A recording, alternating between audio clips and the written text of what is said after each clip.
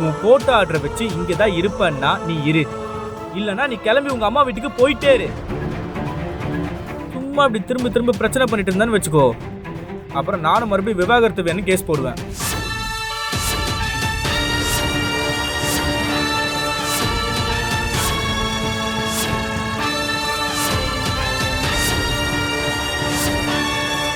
Court கேஸ்ன்னு இப்படி எல்லார் நிம்மதியும் கெடுக்க வேண்டாம் தான் நான் அமைதியா இருக்கேன்.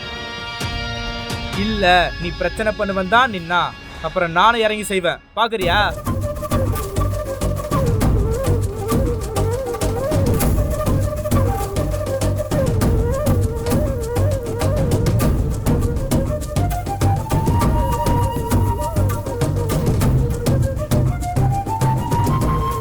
அனாமிகா இல்ல,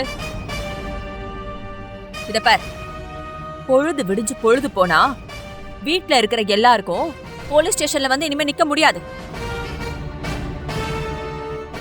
உன்னோட பிரச்சனை எதுவா இருந்தாலும் வீட்ல இருக்கிற பெரியவங்க கிட்ட சொல்லி பழகு. அத விட்டுட்டு ஆனா ஊனா போலீஸ் ஸ்டேஷன்ல போய் நிக்கிறது குடும்ப பொண்ணுக்கு அழகே கிடையாது, புரியுதா?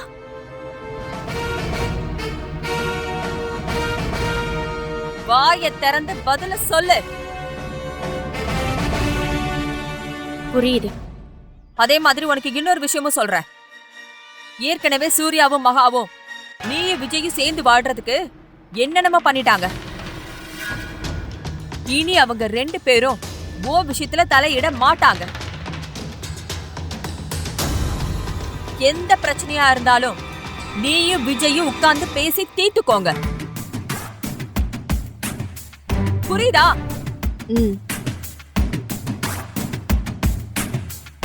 நீங்க நல்லா இருக்கணும்னு நினைச்சு பழைய ஏத்துக்கிட்டதுக்கு என் பிள்ளைய புகட காயாக்கி இப்படி அடி வாங்க வச்சிருக்க. நான் உனக்கு இன்னொரு விஷயத்தையும் சொல்லிடுறேன். அழகி ஒண்ணு பொம்மை கிடையாது. நீ நினைச்சா எடுத்து விளையாடுறதுக்கும் தேவையில்லைன்னா தூக்கி போட்டு வீசுறதுக்கும்.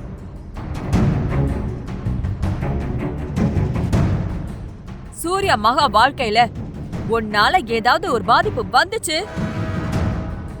அப்புறம் நீ இது ராஜலட்சுமிய வேற மாதிரி பார்க்க வேண்டியது இருக்கும்.